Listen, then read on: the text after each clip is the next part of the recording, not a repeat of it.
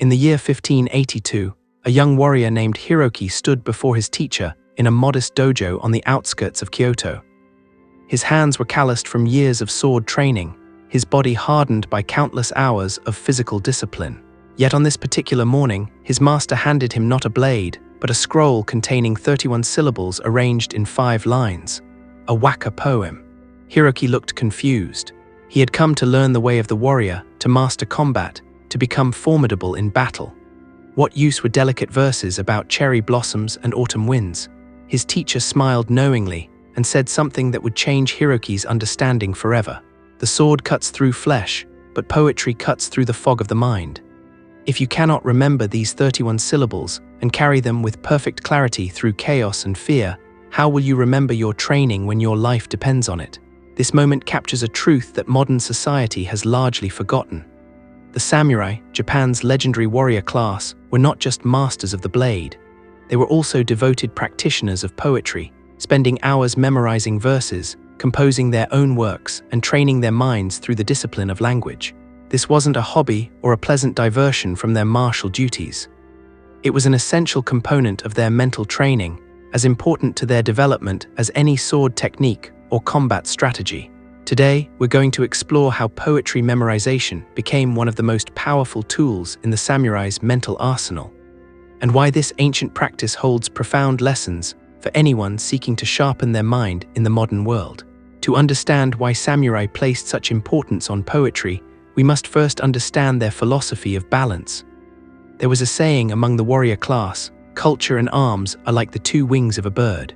Just as it is impossible to fly with 1 wing missing, if you have culture but no arms, people will slight you without fear. While if you have arms but no culture, people will be alienated by fear." This concept was known as Bu and Bun, the martial and the cultural arts. The samurai believed that true excellence required mastery of both. A warrior who knew only violence was little more than a beast. A scholar who knew only books was helpless in a dangerous world. The complete samurai needed both strength and refinement, both courage and sensitivity. Poetry served as the perfect training ground for the cultural side of this equation. The most common form practiced by samurai was waka, a structured verse consisting of 31 syllables arranged in a pattern of 5, 7, 5, 7, 7. Later, they would also embrace haiku, the even more compressed form of 5, 7, 5 syllables. These weren't arbitrary structures.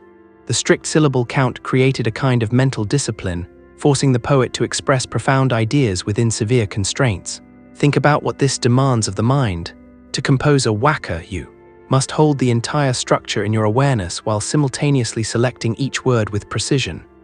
You must balance sound and meaning, imagery and emotion, tradition and originality. Every syllable counts. Every word must earn its place. There is no room for waste, no tolerance for sloppy thinking. Now imagine memorizing hundreds of these poems. Picture a samurai like Hiroki, sitting in meditation, reciting verse after verse with perfect accuracy. Cherry blossoms scatter, even the brave warriors fall, their moment of bloom brief. Moon reflected clear, the water's surface mirrors, truth beneath waves. Autumn wind rises, carrying the scent of pine, memories return home. Each poem had to be held in memory with absolute clarity, ready to be recalled at a moment's notice. This wasn't about showing off literary knowledge at social gatherings, though that was certainly part of it. The deeper purpose was training the mind itself. The act of memorization creates specific changes in the brain. When you commit something to memory through deliberate practice, you're not just storing information. You're building mental infrastructure. You're strengthening the pathways that allow you to hold information clearly, to recall details under pressure, to maintain focus despite distraction. The samurai understood this intuitively, centuries before modern neuroscience could explain it. They recognized that a warrior who could hold 31 syllables of poetry in perfect mental clarity could also hold the details of a battle strategy, the movements of opponents, the timing of an attack. The mental discipline was transferable. Consider what happens in your mind when you memorize a poem. First, you must give it your complete attention. You cannot memorize while distracted, while thinking about other things, while letting your mind wander. The very act of memorization demands presence. Then, you must repeat the verses over and over, creating patterns in your consciousness. You notice the rhythm, the flow from one line to the next, the way certain words create echoes and resonances. Your mind begins to move differently, with more precision, with greater awareness of structure and pattern. There's a story about a samurai named Masako who served under a powerful daimyo during the Sengoku period. She was known not only for her skill with the naginata, but for her exceptional memory. It was said that she could recite over 500 waka poems perfectly, never missing a single syllable. When asked how she developed this ability, she explained that she treated each poem like a sword form. Just as she practiced the same cut thousands of times until her body knew it without thinking, she practiced each poem until her mind held it without effort. The repetition wasn't mindless. Each recitation was done with full awareness, with complete presence, with the same intensity she brought to combat training. But memorization was only the beginning. The real power came from what the samurai did with these memorized verses. They would recite them during meditation, using the poems as anchors for awareness. They would recall them during long marches, keeping their minds sharp during tedious hours. They would compose variations on classical themes, exercising their creative faculties while honoring tradition. And perhaps most importantly, they would exchange poems in social settings, demonstrating not just their memory, but their understanding, their sensitivity, their capacity for subtle communication. This last point deserves special attention. In samurai culture, the ability to compose and appreciate poetry was a form of social intelligence. When two warriors met, they might exchange poems as a way of taking each other's measure.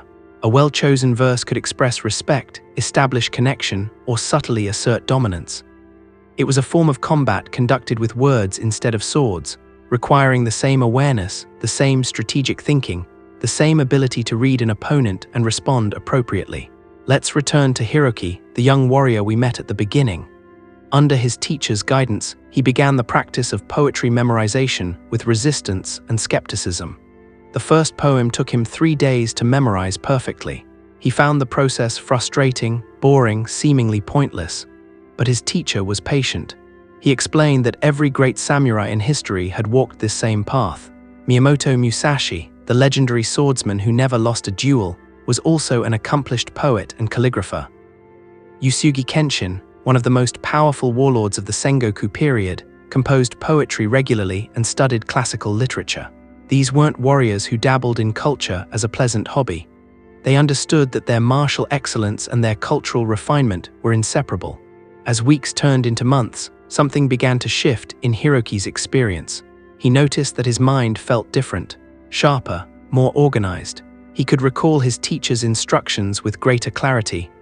During sparring, he could track multiple opponents simultaneously, holding their positions and movements in his awareness without confusion. When his teacher taught him a new sword technique, he could remember the sequence after a single demonstration. The poetry training was changing how his mind worked.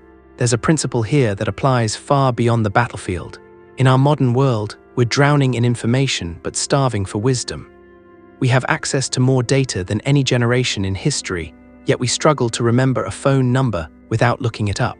We can Google any fact in seconds, yet we can't focus on a single task for more than a few minutes without distraction. We've outsourced our memory to devices and apps, and in doing so, we've weakened the mental muscles that memory training develops. The samurai method offers an alternative, not a rejection of technology or information, but a recognition that certain mental capacities require direct training. Memory is one of these capacities, so is sustained attention. So is the ability to hold complex structures in awareness. Poetry memorization trains all of these simultaneously. When you commit a poem to memory, you're not just storing words. You're learning to pay attention, to notice patterns, to create mental organization, to recall information under pressure, to maintain clarity despite distraction. Modern research confirms what the samurai knew through practice. Studies show that memorization exercises strengthen working memory, improve attention span, and enhance cognitive flexibility. People who regularly memorize poetry or other structured text show measurable improvements in their ability to learn new information, solve complex problems, and maintain focus during challenging tasks. The benefits extend beyond the specific material memorized. You're not just learning poems, you're upgrading your mental operating system. But there's another dimension to this practice that goes even deeper. Poetry, especially the highly compressed forms favored by the samurai, trains a particular kind of awareness. Because each word must carry so much meaning, you learn to notice nuance, to appreciate subtlety, to recognize how small changes create large effects. You develop sensitivity not just to language, but to experience itself. The samurai who could distinguish between dozens of ways to describe moonlight could also distinguish between dozens of variations in an opponent's stance. The mental precision carried over. There's a beautiful example of this in the life of Takwan Soho, a Zen monk and sword master who advised many samurai during the early Edo period. He wrote about the connection between poetry and swordsmanship, explaining that both required what he called Mushin, or no mind. This wasn't emptiness or blankness. It was a state of total presence, where the mind doesn't fixate on any single thing but remains fluid and responsive. When composing or reciting poetry, you needed this quality. Your mind couldn't get stuck on any one word or line. It had to flow smoothly from beginning to end, holding the whole structure while moving through each part. The same was true in combat. Your mind couldn't fixate on your opponent's sword or your own fear or your plan of attack. It had to remain fluid, aware, responsive to each moment. This is where poetry memorization becomes something more than a memory exercise. It becomes a meditation practice, a way of training presence itself. When you recite a memorized poem with full awareness, you're practicing the same mental state that samurai brought to battle, that artists bring to their work, that athletes call being in the zone. You're training your mind to be both focused and relaxed, both precise and fluid, both disciplined and free. Let's talk about how you can apply this practice in your own life. You don't need to become a scholar of classical Japanese poetry, though that's certainly an option. You can start with any poetry that resonates with you. Choose a short poem, perhaps 8 to 16 lines. It could be a haiku, a sonnet, a stanza from a longer work, anything that speaks to you. Read it several times, paying attention to how it sounds, how it flows, what images it creates in your mind. Then begin the process of memorization, not by repeating it mindlessly, but by engaging with it fully. Say the first line out loud. Notice how it feels in your mouth, how the words connect, what rhythm they create. Then say it again with the same attention. When you can say the first line confidently, add the second line. Practice the first 2 lines together until they flow smoothly. Continue this way, adding 1 line at a time, always returning to the beginning, always maintaining your full presence. This process will probably take longer than you expect.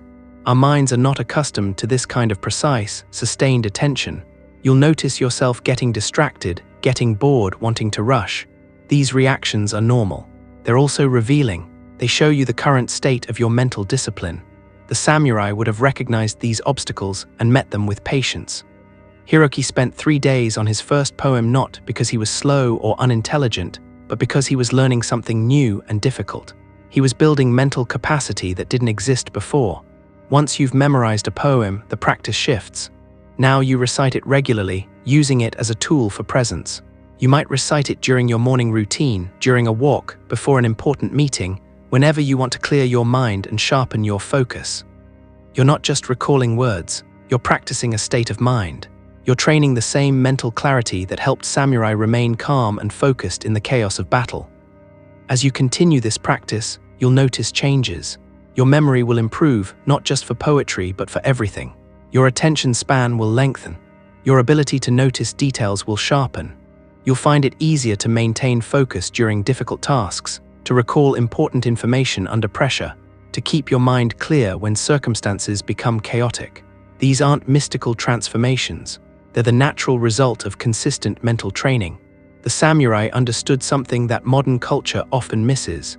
Excellence in any domain requires mental discipline, and mental discipline requires training. You can't become mentally strong by accident, any more than you can become physically strong by accident.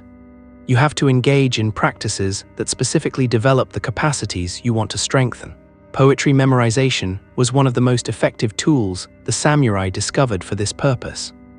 Not because poetry itself is magical, but because the act of memorizing and reciting structured verse trains exactly the mental capacities that warriors needed most.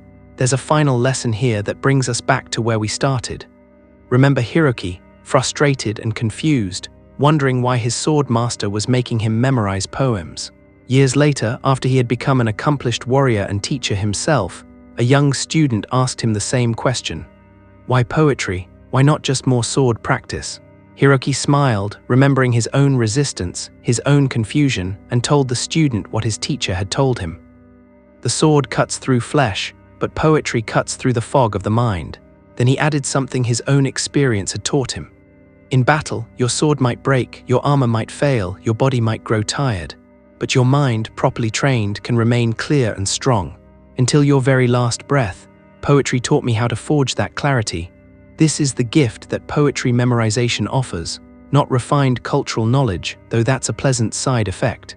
Not clever words for social gatherings, though those will come as well. The real gift is mental clarity itself, the capacity to think clearly under pressure, to remember accurately despite distraction, to maintain focus through difficulty, to bring your full presence to each moment. These were the qualities that made samurai formidable in battle. These are the qualities that will make you formidable in whatever challenges you face. So I offer you the same challenge that Hiroki's teacher offered him. Choose a poem. Memorize it completely, not tomorrow, not someday, but starting today. Give it your full attention, practice with patience. Notice what the process reveals about your mind, and discover for yourself what the samurai knew, that the path to mental mastery often begins not with a sword, but with 31 syllables of carefully chosen words. In the comments below, share which poem you've chosen to memorize first. Tell us what tradition or poet speaks to your spirit. And if you've already practiced poetry memorization, share what changes you've noticed in your mental clarity and focus. Your experience might be exactly what another reader needs to begin their own journey. The path of the warrior isn't about perfection. It's about practice, presence, and the courage to train your mind as seriously as your body. Thank you for watching, and may your mind remain as sharp as the finest blade.